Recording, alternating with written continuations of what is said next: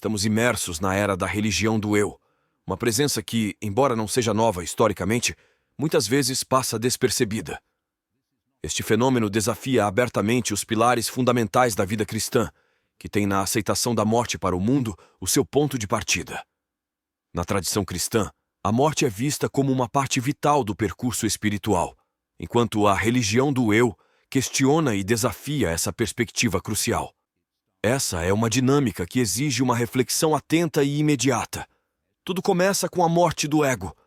Para estabelecer uma conexão autêntica com Cristo, é essencial renunciar ao próprio eu.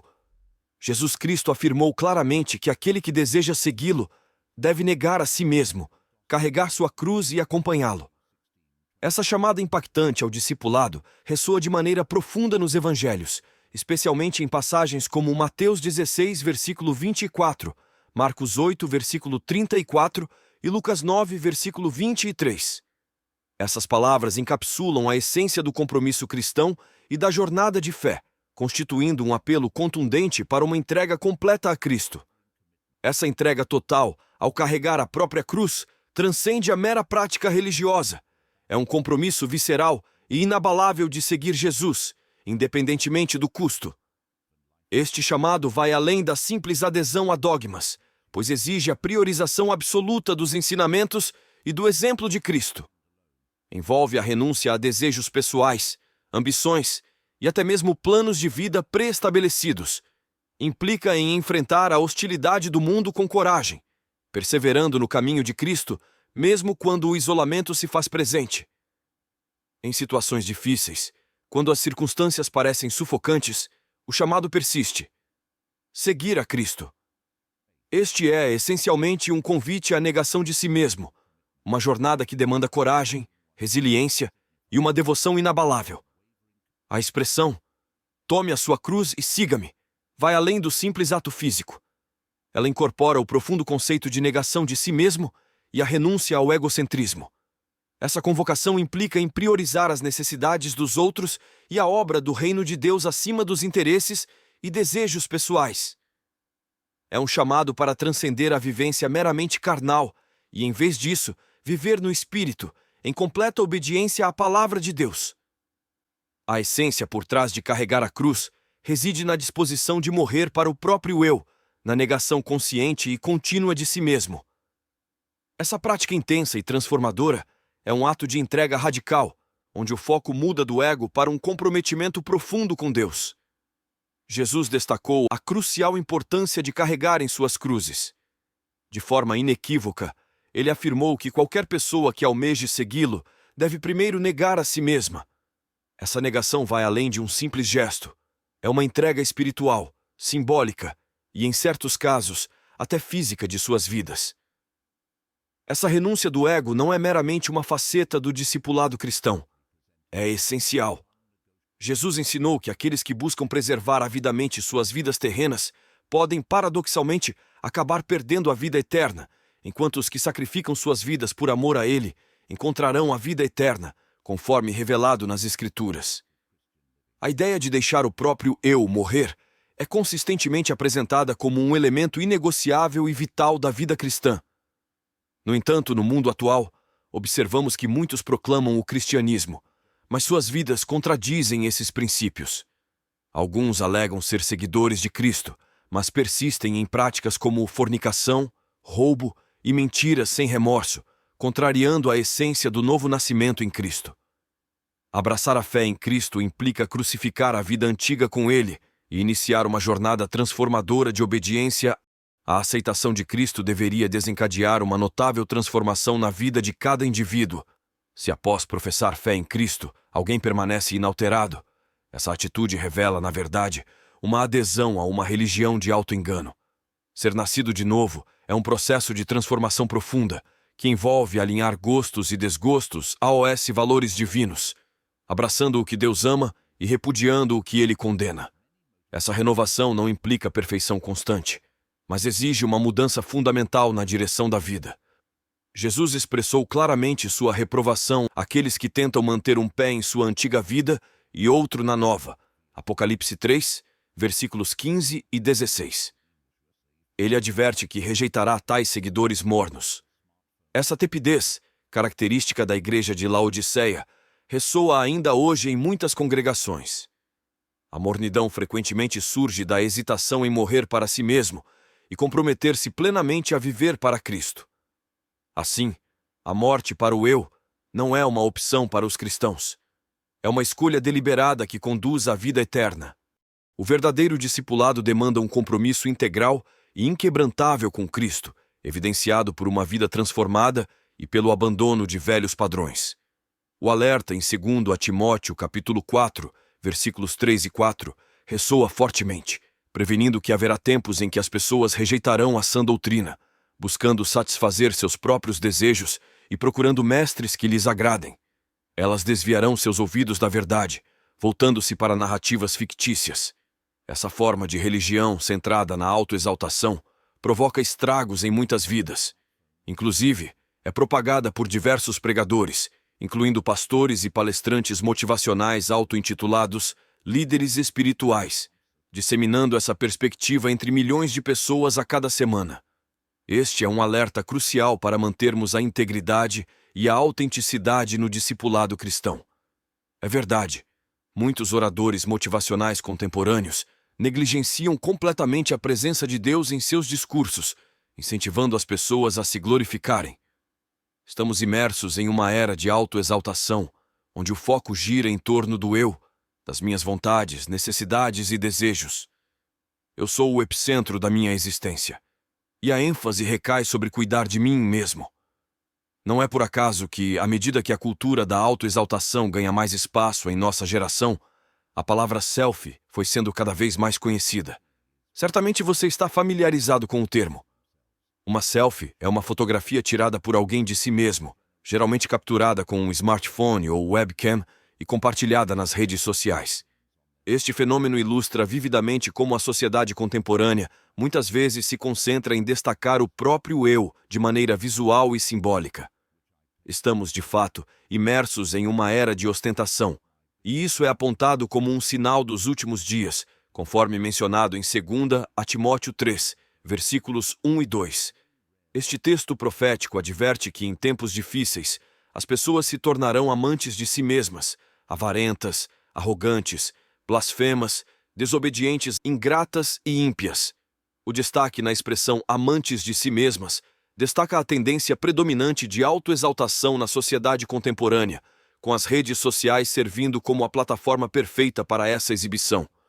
Ao percorrer as redes sociais, é evidente que a cultura da ostentação é prevalente, com muitas pessoas se vangloriando e exibindo suas vidas de maneira exagerada. Essa dinâmica reflete, de acordo com as Escrituras, a característica de uma sociedade que está nos últimos dias. É verdade, vivemos em uma geração marcada pela vaidade. É como se o trecho da carta a Timóteo estivesse nos alertando sobre a ascensão de um mundo centrado em si mesmo. Esta é a era da nova religião, a religião do eu. É notável como indivíduos, podemos inadvertidamente nos colocar em uma posição que deveria ser exclusiva de Deus em nossas vidas, tornando-nos, de certa forma, deuses em nossos próprios olhos. Podemos nos elevar a uma posição messiânica em nossa própria perspectiva. É essencial lembrar que essa egolatria reflete a mesma tentação que Satanás enfrentou. Isaías 14, do 12 ao 14, descreve como ele buscou exaltar-se acima das estrelas de Deus, querendo estabelecer seu trono acima de tudo e assemelhar-se ao Altíssimo.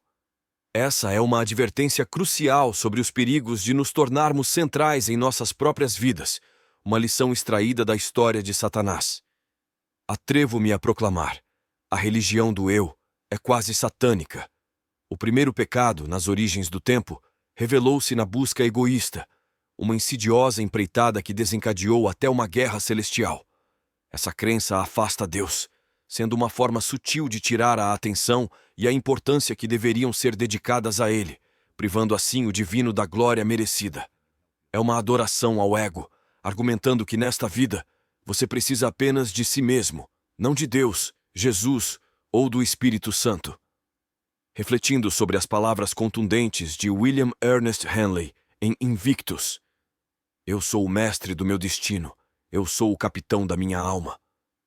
No entanto, vale questionar essa autoafirmação. Pode alguém fazer seu próprio coração pulsar? Produzir seu próprio oxigênio? Salvar sua própria alma?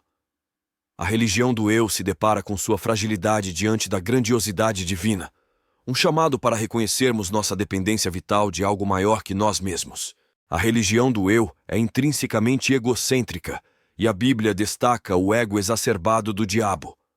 Contrariando essa mentalidade, a verdadeira doutrina enfatiza que Jesus veio à Terra para ensinar que nossa dependência não pode se limitar a nós mesmos, rejeitando a ideia de que não precisamos de ninguém, nem mesmo de Deus. Os apóstolos que proclamaram essa mensagem escolheram enfrentar a morte por ela. A Bíblia, em João 15:5, declara que sem a conexão com Deus, não podemos realizar nada significativo, comparando-nos a videiras que dependem da videira mestra. O Salmo 121, versículos 1 e 2, reforça que nosso auxílio vem do Senhor, o Criador dos céus e da terra. A mensagem é clara. Sem Deus, não somos capazes de realizar nada na terra, pois tudo depende do seu conhecimento e orientação. Se alguém lhe afirma que você é suficiente por si mesmo, que não precisa de ninguém, ou que Deus é dispensável, está na verdade propagando a religião do eu. Essa perspectiva egocêntrica se concentra exclusivamente em si mesma, deixando Deus de lado. Embora seja rotulada como automotivação, autoelevação ou autodesenvolvimento, ela não é aprovada por Deus. A centralidade de Deus é crucial em todas as áreas da vida. Em Gálatas 1, do 6 ao 9, há um alerta enfático sobre desvios do verdadeiro evangelho, ressaltando a importância de permanecer fiel à mensagem de Cristo. Qualquer ensino que ultrapasse essa verdade é considerado como um desvio e deve ser rejeitado. Paulo enfatiza claramente que se alguém começar a pregar uma doutrina ou religião que difira da mensagem de Cristo, deve ser rejeitada. A ideia de que não precisamos de Deus ou de ninguém está disseminada, e não é algo novo. Ela persiste desde tempos antigos. A Bíblia nos alerta sobre os perigos dessa mentalidade egocêntrica, exemplificando através de um homem rico cuja vida foi exigida na noite em que ele se vangloriava de seus próprios feitos.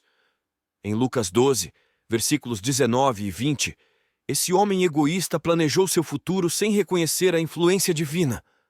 Muitas vezes, somos expostos a ideias semelhantes através de discursos motivacionais que enfatizam a autonomia individual. No entanto, a pergunta crucial é: quem possibilitou que alcançássemos nossos objetivos? Ninguém além de Deus.